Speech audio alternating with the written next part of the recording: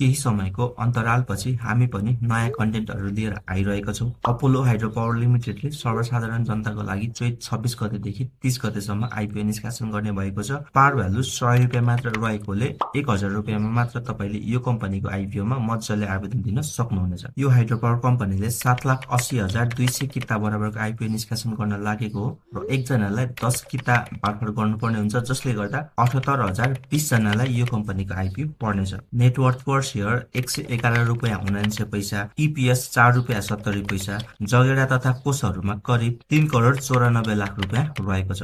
साधारण लगानी फिर्ता हुने समय 7.77 इयर्स रहेको छ भने डिस्काउन्टेड पेब्याक पिरियड 16.43 इयर्स रहेको छ।